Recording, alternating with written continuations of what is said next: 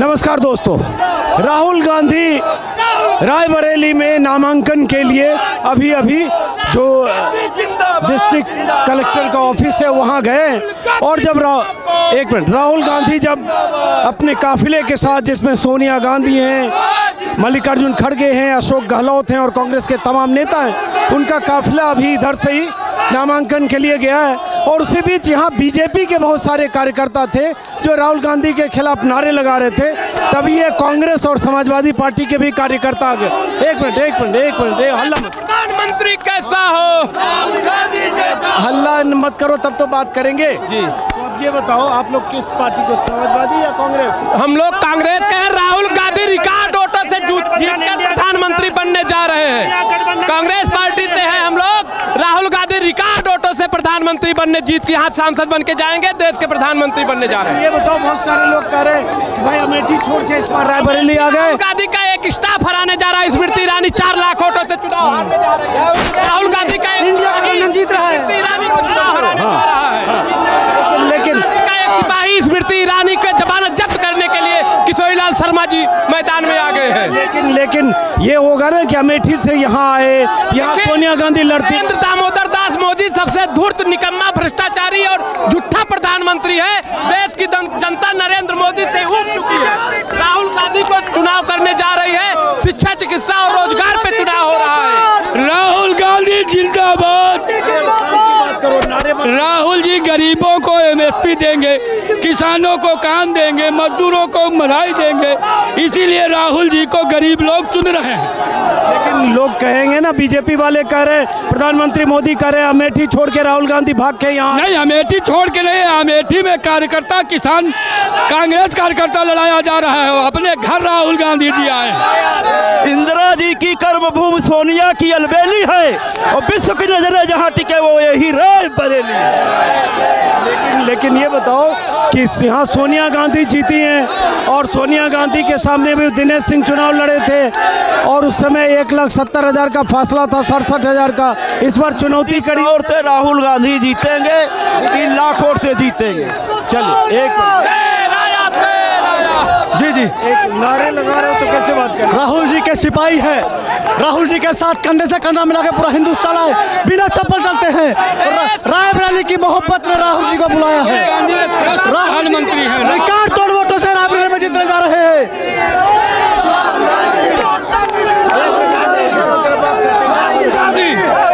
क्या नाम है आपका?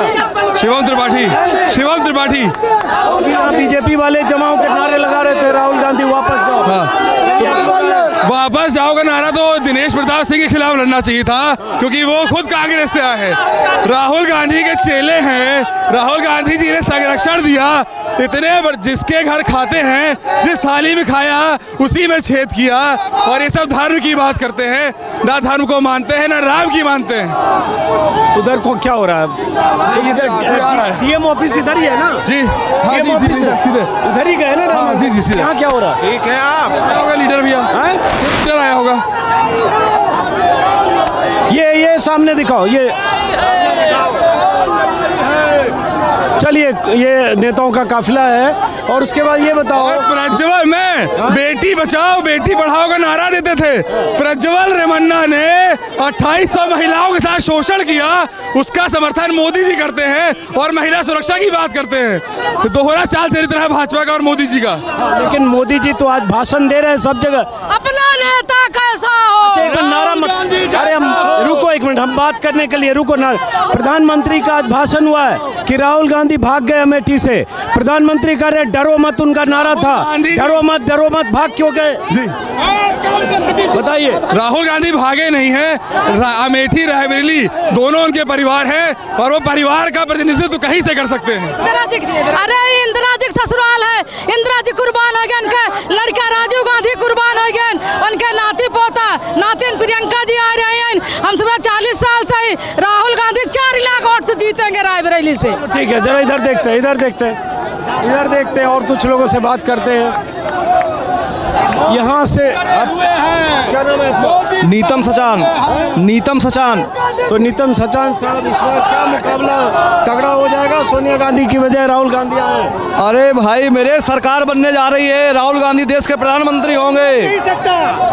कोई नहीं रोक सकता को राहुल गांधी को। हाँ, कोई नहीं रोक सकता। राहुल गांधी अमेठी छोड़कर रायबरेली क्यों आए? अमेठी छोड़ के उनका परिवार ही है। पूरा राहुल गांधी का है, राहुल गांधी का पूरा देश है, कहीं से लड़ सकते हैं। वो देश के नेता हैं। 4 तारीख को शपथ ग्रहण होगी राहुल गांधी की। एक देश को अच्छा प्रधानमंत्री मिलने वाला है। तो अभी कोई रोड शो होना है यहाँ? रोड शो नहीं, नामांकन के बाद लोगों से मिलेंगे, कार्यकर्ता। जैसे बहुत लोग ये भी कह रहे हैं कि सोनिया जी भी 19 के बाद थोड़ी अस्वस्थता की वजह से बहुत कम आ पाई। बहुत सारे लोग बीजेपी वाले कह रहे हैं सोनिया गांधी भी नहीं आ पाई, अब अचानक राहुल गांधी आ गए। वो बराबर जनता के संपर्क में हैं। ये बीजेपी वालों की बौखलाहट है, ये पागल हो गए हैं। मोदी जी का झोला उठ गया है, 4 जून के बाद झोला उठा के भाग जाएंगे। मोदी जी तो कह रहे राहुल गांधी भाग के अमेठी से रायबरेली चले गए। स्मृति ईरानी भी वही कह रही है। आज मोदी जी का भाषण राहुल गांधी को लेकर है। ये मोदी जी बौखला गए हैं, उनको पता है 4 तारीख को शपथ ग्रहण राहुल गांधी जी लेंगे। राहुल गांधी का एक कार्यकर्ता स्मृति ईरानी की जमानत जब्त करने अमेठी में जा रहा है और राहुल गांधी रायबरेली से रिकॉर्ड मतों से जीतकर देश के प्रधानमंत्री बनने जा रहे हैं। ये बताओ, आपका कार्यकर्ता जमानत जब्त अमेठी में कराने जा रहा है। पिछली बार तो खुद राहुल गांधी हार गए। पिछली बार अमेठी की जनता को छला गया। पिछली बार अमेठी की जनता को चला गया। आज अमेठी माफिया लोग वहां घूम रहे हैं, गैंगस्टर लोग घूम रहे हैं, हिस्ट्री सीटर घूम रहे हैं। अमेठी की जनता ऊब चुकी है नफरतवादी लोगों से। जो है राहुल गांधी को प्रधानमंत्री बनाना पूरा देश चाहता है। नफरत की राजनीति इनकी बहुत हो गई, अब मोहब्बत की दुकान खुलेगी पूरे देश में। जो हर जालिम से टकराएगा, जो हर जालिम से टकराएगा, ऐसी आंधी बनाऊंगा, नए अंग्रेज आए हैं नया गांधी बनाऊंगा। ये वो गांधी है जो तानाशाह की आंखों में आंखें डालकर बात कर रहा है। रवायत से हट के आया है, आंधियों को जरा खबर कर दो, बब्बर शेर पलट के आया है। यहाँ भाजपा का सुपड़ा साफ होने वाला है। रायबरेली की धरती हमेशा देश को पीएम देती है। 24 में आदरणीय राहुल जी प्रधानमंत्री बनने जा रहे हैं। ये तब कहा थे जब युवाओं पर लाठी भांजी जा रही थी, किसानों को कुचला जा रहा था। ये जो लोकल प्रत्याशी हैं भाजपा के, अभी से रोना धोना मचाने शुरू कर दिया।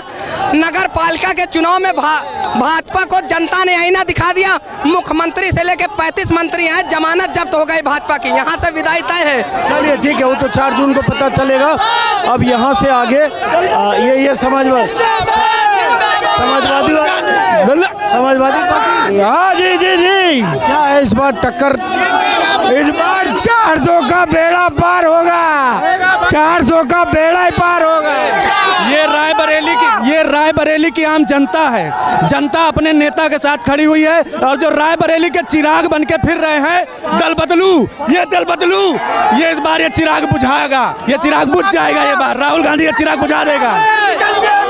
जरा बाहर आते हैं और वैसे जरा बाहर आइए, बहुत भीड़ हो गई है। और रायबरेली का इतिहास वैसे बड़ा दिलचस्प इतिहास है। रायबरेली वो लोकसभा सीट है जहां से फिरोज गांधी 1952 में चुनाव लड़े थे। जब पहली बार चुनाव हुआ था देश में, फिरोज गांधी लड़े। 1957 में फिरोज गांधी लड़े, उसके बाद उनका निधन हो गया। लेकिन इंदिरा गांधी जब लोकसभा चुनाव लड़ने का इंदिरा गांधी ने फैसला किया तो 1967 में इंदिरा गांधी ने भी रायबरेली को चुना, 71 में जीती। लेकिन उसके बाद एक 77 का चुनाव था जब इसी रायबरेली में इमरजेंसी के बाद हुए चुनाव में राजनारायण ने इंदिरा गांधी को शिकस्त दी थी। लेकिन फिर इंदिरा गांधी 80 में फिर रायबरेली आई और उसके बाद रायबरेली और अमेठी में लगातार सोनिया गांधी। अब की राहुल जी 5 लाख वोटों से जीतेंगे। और ये जो सोनिया गांधी का चेला है ना, ये जो गद्दारी करके गया है ना पार्टी से, इसको 5 लाख वोट की चोट देंगे हम, ठीक है। और ये दोबारा चुनाव लड़ने के लायक नहीं होगा, ये दोबारा चुनाव लड़ने के लायक नहीं रहेगा, आप खुद देखिएगा। 5 लाख से ज्यादा वोटों से यहाँ पर कांग्रेस प्रत्याशी जीतेंगे। चलिए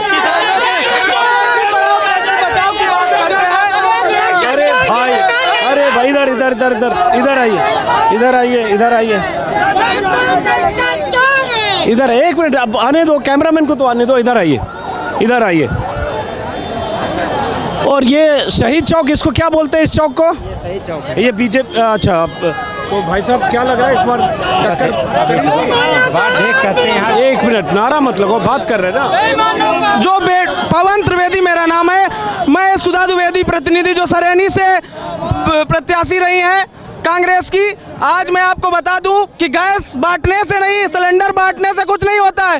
गैस जो 300 रुपए में बट रही थी वो आज 1100-1200 रुपए में पहुंच गई है। जो बेटी पढ़ाओ बेटी बचाओ की बात करते थे वो आज महिला पहलवानों के साथ जो अन्याय हो रहा है उस पर बात क्यों नहीं करते। उनके बेटे को टिकट दिया जाता है जो कहता है कि मेरा दबदबा था, दबदबा रहेगा।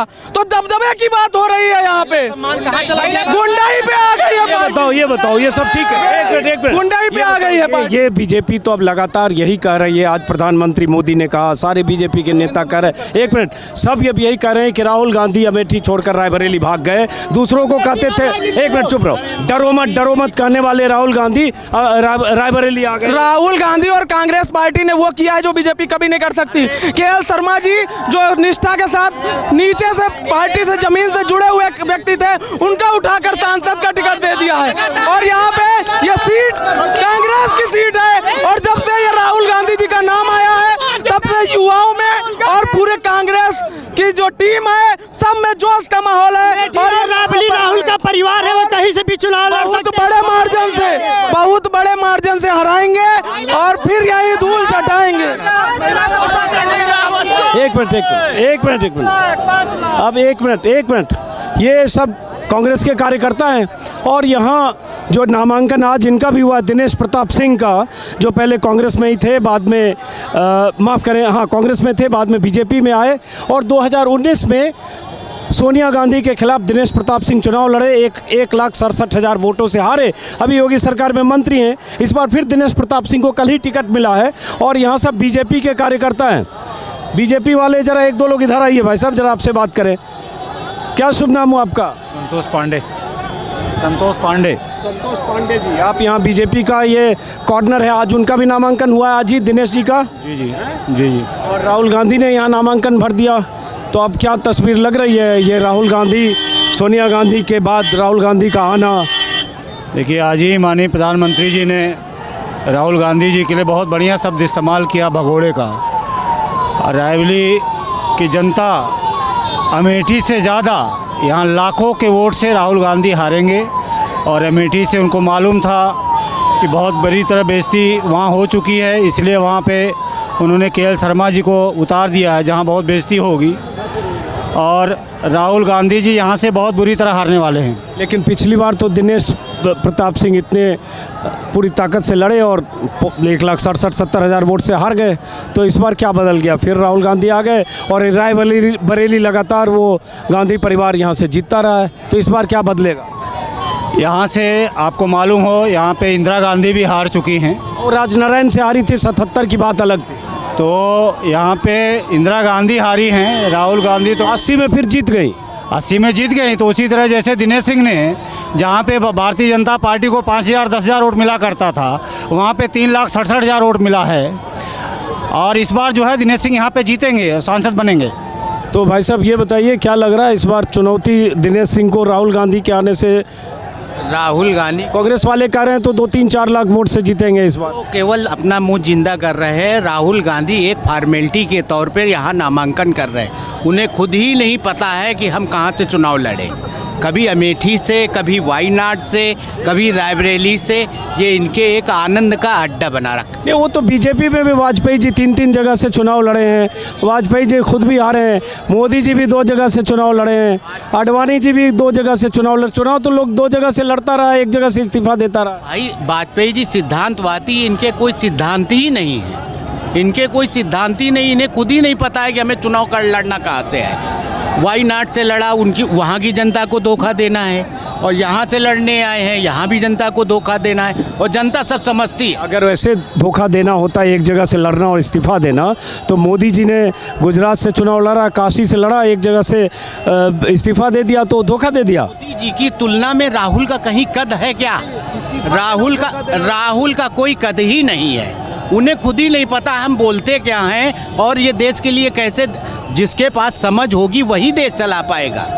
ये केवल एक अपने विरासत को संभाले हुए ये चरागा नहीं रह गया है। आज की जनता समझ चुकी है आज की जनता मोदी योगी के साथ पूर्ण तरह विश्वास में है। लोग कह रहे हैं मोदी जी इस बार हिले हुए हैं, इसलिए ये मुसलमान और भैंस खोल लेगा और घर ले लेगा, और ये मैनिफेस्टो में ये लिखा हुआ है, वो लिखा हुआ है, कांग्रेस के मैनिफेस्टो में जो है नहीं वही सब बोल रहे हैं। हमें नहीं लगता है कि मोदी जी हिल गए हैं, मोदी जी स्वयं हिलाए हुए हैं। मोदी, अच्छा आपको लगता है, एक मिनट भाई साहब, एक मोदी भाजपा भारतीय जनता पार्टी के पीछे इतनी एनडी गठबंधन बन रहा है और कहीं कोई टिक नहीं रहा। ये बताओ, आपको लगता है जो मोदी जी ने कहा है कि 2 भैंस है तो एक भैंस कांग्रेस खोल लेगी, तो सब भैंस खोल के कहाँ ले जाएंगे? भैंस खोल लेगी? कौन से कब भैंस खोलना, कब भैंस बांधना हुआ? मोदी जी बोल रहे हैं। मोदी जी मैनिफेस्टो में लिखा हो 2 मकान तो एक मकान ले लेंगे, 2 गाड़ी तो एक गाड़ी ले लेंगे, 2 भैंस तो एक भैंस ले लेंगे। ये सत्य है कि जो उन्होंने कहा कि हम भारत में सर्वे कराएंगे, राहुल गांधी कह रहे हैं कि हम भारत में सर्वे कराएंगे, सर्वे के आधार पर हम टैक्स बांधेंगे। ये जनता के साथ क्या? आप ये बताइए, कर्नाटक में ओबीसी का आरक्षण मुसलमानों को क्यों दिया? इसका मतलब है कि आप अल्पसंख्यक को देना चाह रहे हैं। ओबीसी का आरक्षण दे दिया, उसके बाद क्या कहते हैं, ओबीसी का आरक्षण देने के बाद और कह रहे हैं कि क्या कहते हैं, जो इन लोगों की संपत्ति है उसको हम जो जिनके पास सर्वे करेंगे उस जिनके पास नहीं है उनको दे देंगे। तो ये क्यों कह रहे हैं? बात आप लोग पढ़े नहीं ना, दिक्कत ये है पूरी। आप खाली मोदी जी का भाषण सुन रहे हैं और मोदी जी ने खुद ही मैनिफेस्टो नहीं पढ़ा। आप ये बताइए, 1 लाख रुपए अगर साल का आप देंगे तो कहाँ से देंगे भाई? जीडीपी 11 से 5 कौन लेकर आया? मोदी तो लेकर आया, और आने वाले समय में 5 से 3 पे आ रहे हैं। भाई विश्व की बात हो रही ना, और अगर आप 1-1 लाख रुपए बांट देंगे तो फिर वो जीडीपी कहाँ से बनेगी हमारी, और देश कहाँ से तरक्की, इंफ्रास्ट्रक्चर कहाँ से बनेगा? आप बांटना ही चाह रहे हैं फ्री में, तो मोदी जी भी बांट रहे हैं, अनाज बांट रहे हैं 80 करोड़ लोग। अनाज भोजन के लिए, आप जो गरीबों को नहीं मिलता खाने को उनके लिए अनाज है। ये थोड़ी 1 लाख रुपए अलग चीज़ है और भोजन देना अलग चीज़ है। वो भोजन दे रहे हैं, वो रुपए नहीं दे रहे हैं। जो अच्छा है किसानों के लिए शिक्षा महंगी कर दी गई है, दवाइयाँ महंगी कर दी गई है, भोजन फ्री में दे रहे हैं, गैस सिलेंडर महंगा है, क्या गेहूँ खड़ा खाएंगे? बताइए, हमारे देश के प्रधानमंत्री अजीत जी, हमारे देश के प्रधानमंत्री 10 साल में कभी प्रेस कॉन्फ्रेंस किया? क्यों नहीं किया प्रेस कॉन्फ्रेंस? आप लोग सवाल करिए, प्रेस कॉन्फ्रेंस करिए, आप लोग सवाल करिए तो उसका जवाब दें। मन की बात करते हैं, दूसरे के मन की बात सुनते नहीं हैं। एक मिनट एक बात बताइए, इनके घर में फ्री का राशन ले रहे हैं, 2000 रुपये किसान निधि ले रहे हैं, उसके बाद फ्री का आवास लिया है, उसके बाद फ्री का शौचालय लिया है, उसके बाद सोलर पैनल की व्यवस्था ली है, सारी व्यवस्थाएं लेने के बाद उसके 5 लाख का इलाज फ्री का लिया, उसके बाद भी कह रहे हैं कि कुछ नहीं मिलता। उसके बाद उज्ज्वला घर योजना की तरह सिलेंडर फ्री मिलता है, 850 रुपये का सिलेंडर है, और इसी 2011 में कांग्रेस की कोई भी सरकार ब्लैक में सिलेंडर मिलता था, 850 का, दूसरा उज्ज्वला में सब्सिडी भी आता, डबल का दो, करते रहो। चलिए, हाँ, अरे एक बार फ्री का दे दो और बार महंगा कर दो। अच्छा चलो, अब हम चलते, जरा रायबरेली पर बात करेंगे। मैं जानबूझ के आ गया था जरा बीजेपी वालों से भी बात करने, और ये अब यहाँ पे वही जो मैंने कहा, कांग्रेस और समाजवादी पार्टी के कार्यकर्ता हैं। अब राहुल गांधी के नामांकन के बाद, एक मिनट बात करने दीजिए, राहुल गांधी के नामांकन के बाद रायबरेली में आप लोग कांग्रेस के कार्यकर्ता? मैं राजेश द्विवेदी, वरिष्ठ कांग्रेसी, कांग्रेस का कार्यकर्ता हूँ। कांग्रेस को तो ये जवाब सब जगह पूछा जा रहा होगा, अमेठी छोड़ के रायबरेली क्यों आए राहुल गांधी? बीजेपी वाले अब यही लगातार कहेंगे 5 चुनाव तक। हमने अपने, सोनिया जी ने अपने प्रतिनिधि को भेज दिया स्मृति ईरानी को हराने के लिए। राहुल जी नहीं, हमारे कार्यकर्ता जा रहे हैं उनको लड़ाने के लिए, और स्मृति ईरानी को पता चल जाएगा अब कि क्या होता है। रायबरेली की आवाज राहुल गांधी। रायबरेली से इतने सर्वे कराए, जब कोई नहीं मिला तो वही दोबारा प्रत्याशी। बहुत बहुत धन्यवाद आपका रायबरेली की धरती पर। आप जानते हैं आज सुई से लेकर के हवाई जहाज तक का जो आप देख रहे हैं वो कांग्रेस की देन है। रायबरेली जो भी कुछ है, आज हम लोग ले लीजिए, एम्स ले लीजिए, आज गांधी तब भी भारी था, एक एक करके गांधी तब भी भारी था, गांधी आज भी भारी है। बच्चा बच्चा बोल रहा है, अब राहुल की बारी है। हल्ला नहीं, देखो हल्ला करोगे तो बात नहीं होगी। और आप जैसे पत्रकारों के लिए रायबरेली सलाम करता है, जिंदाबाद जिंदाबाद। बहुत शुक्रिया आपका। रायबरेली से इंडिया गठबंधन का प्रत्याशी जीतेगा, राहुल गांधी जिंदाबाद, अखिलेश यादव जिंदाबाद। नारा मत लगाओ, चलो। ये इस चौक को बोलते हैं शहीद चौक, हाँ, ये शहीद चौक है। नमस्कार। ये सही चौक है? जी सही चौक है। आप लोग सब कांग्रेस के कार्यकर्ता हो? नहीं, समाजवादी पार्टी का कार्यकर्ता हूँ। समाजवादी पार्टी। तो ये दल मिले कि दिल भी मिल गए? नहीं, हमारा दिल मिला हुआ है, क्योंकि इंडिया गठबंधन के तहत हम लोग चुनाव लड़ रहे हैं। तो जाहिर सी बात पूरे ये चुनाव जो है ये लोकतंत्र को बचाने का है, संविधान बचाने का है, आम जनमानस को बचाने का है और इस देश को बेचने वालों से बचाने का चुनाव चल रहा है। इसीलिए समाजवादी पार्टी ने यहाँ ही नहीं पूरे देश में इंडिया गठबंधन का साथ देने का काम किया है। और चूंकि यहाँ 5 विधानसभा इस लोकसभा में आती हैं, 4 पे समाजवादियों का कब्जा है, तो निश्चित तौर पे यहाँ जमानतें सबकी जब्त होनी, सबकी जमानत जब्त है। और सुनिए, हरदम जब्त होती रहेंगी। सुन लीजिए, सुनिए, अभी एक ने मुझसे पूछा, जगह दो, एक ने मुझसे पूछा कि वहाँ स्मृति ईरानी से डर गए राहुल जी, तो मैंने उनको पीएम कह रहे हैं कि प्रधानमंत्री डर के भाग। पहले सुन लीजिए, वो एक मैसेज देना चाहते हैं। ये ना रुक जाओ यार, थोड़ा बोलने दो। ऐसा है कि वो एक मैसेज देना चाहते हैं कि मैं एक अदली कार्यकर्ता से तुमको हरा के यहाँ से भेज दूंगा। और जो मंगलसूत्र की बात करता है वो अपनी स्त्री का मंगलसूत्र की रक्षा नहीं कर पाया। क्या बात करें? व्यक्तिगत एक मिनट इनके पास क्या 10 साल आप लाएंगे, 10 साल पीछे आराम से एक एक करके चलो। भ्रष्टाचार का तूफान है, मैं नई आंधी लाऊंगा और पनप रहे देश में अंग्रेज, मैं फिर से एक गांधी लाऊंगा। 10 साल मोदी जी प्रधानमंत्री हैं, 10 साल अटल जी प्रधानमंत्री रहे हैं। मोदी जी को अब ये हिंदू मुस्लिम कार्ड का खेलना बंद करें और भारत पाकिस्तान की बात मत करें। यहाँ विकास की बात करना होगा, लोगों को रोजगार देना होगा। इसमें ये फेल है, बहनों की सुरक्षा, बेटियों की सुरक्षा नहीं कर पाए, कुछ नहीं किया। ये केवल ये बता दें कि बेच क्या रहे हैं। ये जो बेच रहे हैं वो किसका बनाया हुआ है? ये हिंदू मुस्लिम, भारत पाकिस्तान, जीत नहीं पाएंगे। चलो ठीक है, इधर आ जाइए, इधर आइए। हाँ कोई बात नहीं, इधर आइए जरा। आपसे एक बार हाथ मिला लो। चलो बहुत थैंक यू। मैं तो राम सिंह जी दादा से बात कर लीजिए आप। करण उधर से वहाँ से शॉट दिखाओ आप, इधर वहाँ जाओ, थोड़ा हाइट पे जाओ करण, हाइट पे जाओ। दादा से बात हुई। हाँ हाइट पे थोड़ा इधर हटिए, इधर सामने हटिए। क्या नाम हुआ? परिवार के मनोज तिवारी। हाँ, किसके परिवार के? अरे वो छोड़िए, तो उससे क्या फर्क पड़ता है? अपना इंडिविजुअल आइडेंटिटी है। तो तिवारी जी, इस बार क्या लग रहा है यहाँ रायबरेली में मुकाबला बहुत टफ होगा? जब सारे तूफानों के बीच में भी रायबरेली अपने निर्णय पे अडिग खड़ी रही, अब तो उनके खिलाफ हवा चल रही है। अब तो कोई बात ही नहीं है भाई। गांधी परिवार, रायबरेली का परिवार गांधी परिवार है और गांधी परिवार के साथ रायबरेली का परिवार हमेशा जुड़ा रहेगा। इस बार तो अब हम सांसद नहीं चुनने जा रहे हैं, हम देश का प्रधानमंत्री चुनने जा रहे हैं। यह रायबरेली के लिए गौरव की बहुत बड़ी बात है। चलिए, अभी बहुत वक्त है। प्रधानमंत्री के लिए 272 का आंकड़ा भी चाहिए, तो 4 जून को हम लोग नहीं, हम लोगों की भावना है कि हम प्रधानमंत्री चुनने जा रहे हैं। बहुत शुक्रिया आपका। आइए, अब ये लगातार यहाँ क्या प्रोग्राम है? अभी यहाँ से कुछ रोड शो निकलेगा? जी, रोड शो निकलेगा। कहाँ से कहाँ जाएंगे? यहाँ से लेके वहाँ कांग्रेस का केंद्रीय जो रायबरेली का चुनाव जो है मुखिया का चुनाव है। ये चुनाव वो नहीं है जो जनता देती है नेता को। हम लोग अपने परिवार का मुखिया चुनते आए हैं। अभी तक सोनिया जी थी, अब राहुल गांधी मुखिया बनेंगे। ये अदनान रहमान।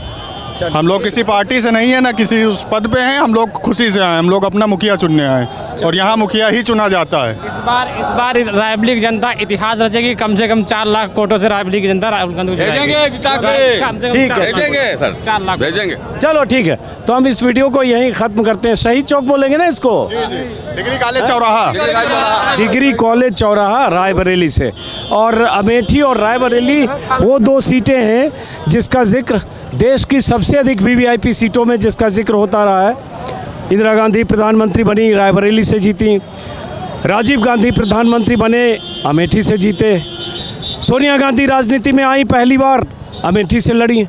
राहुल गांधी पहली बार राजनीति में आए, सोनिया गांधी रायबरेली आ गई 2004 में और अमेठी से राहुल गांधी लड़े। तो गांधी परिवार के सारे सदस्य अमेठी और रायबरेली से उनका रिश्ता रहा है, लेकिन उस रिश्ते में एक बदलाव आया इस बार कि ऐसा लग रहा था कि राहुल गांधी अमेठी से लड़ेंगे, हालांकि उसको लेकर संशय था, लड़ेंगे नहीं लड़ेंगे, बहुत तरह की कहानियां आ रही थी जो बार बार अपने वीडियो में बता रहा था आपको। आखिरकार राहुल गांधी अमेठी से यहाँ आ गए और अमेठी में उनके परिवार के 40 साल से उनका रिश्ता है।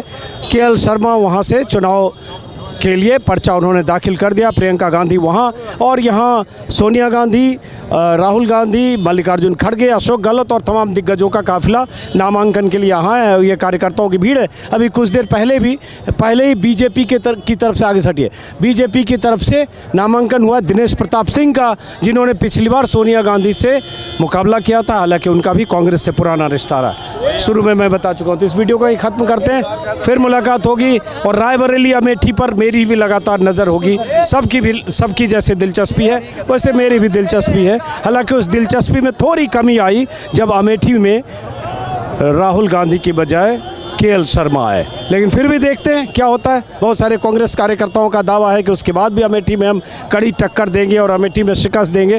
तय जनता करेगी और चुनाव में लोकतंत्र में जनता ही जनार्दन है, जनता ही जनादेश देती है। कार्यकर्ता नारे लगाते हैं, माहौल बनाते हैं, लेकिन पोलिंग बूथ पर वो लाखों लोग जो जाते हैं वो सब कार्यकर्ता नहीं होते, वो तय करते हैं कि कौन जीतेगा और जो जीतता है वही सिकंदर। तो फिलहाल रायबरेली से इस कार्यक्रम को खत्म करते हैं।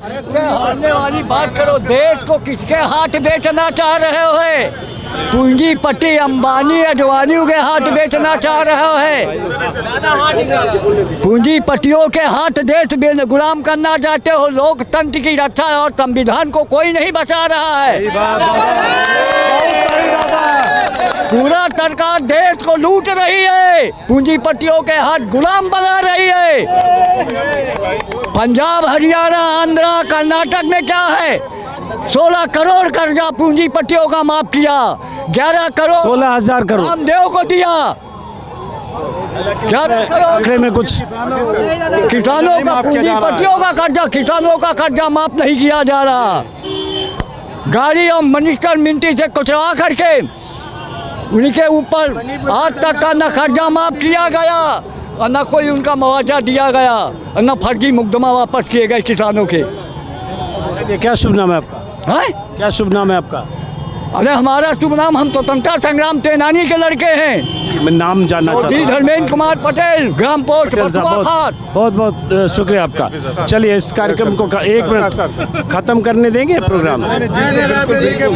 पीछे जाओ ना, पीछे जाओ। चलिए ठीक है। आंखों देखा। चलिए भाई साहब शुक्रिया। जावेर शुक्रिया, बहुत शुक्रिया। ले लो जी। चलिए सर अमेरिका पहले नंबर पर है, चीन दूसरे नंबर पर मुद्रास्फीति में है और भारत अब तीसरे नंबर पर इसने कर दिया। कहाँ पहले नंबर पे भारत? सर तीसरे नंबर, जब पहला कांग्रेस शुक्रिया हो गया, बहुत शुक्रिया। चलिए बहुत शुक्रिया। भारत को इन्हीं के खानदान में बिल्कुल संभाला। अच्छा चलिए, सर्दी संभालना है। और कांग्रेस पहले नंबर पर थी, बोलने का किसी का अधिकार नहीं। कांग्रेस पहले नंबर पर थी, भारत देश पहले नंबर पर था, अमेरिका दूसरे पर था। चलिए ठीक है, अब चलने दीजिए मुझे। तरह तरह के लोग, समर्थक, कार्यकर्ता सब होते हैं। आपको बहुत स्वागत है रायबरेली की धरती पर कदम रखा। बहुत शुक्रिया, बहुत शुक्रिया, बहुत शुक्रिया, बहुत शुक्रिया, बहुत शुक्रिया, बहुत शुक्रिया। नमस्कार करने दो, बहुत शुक्रिया। पीछे तो जा सकते हो। बहुत शुक्रिया, नमस्कार, नमस्कार।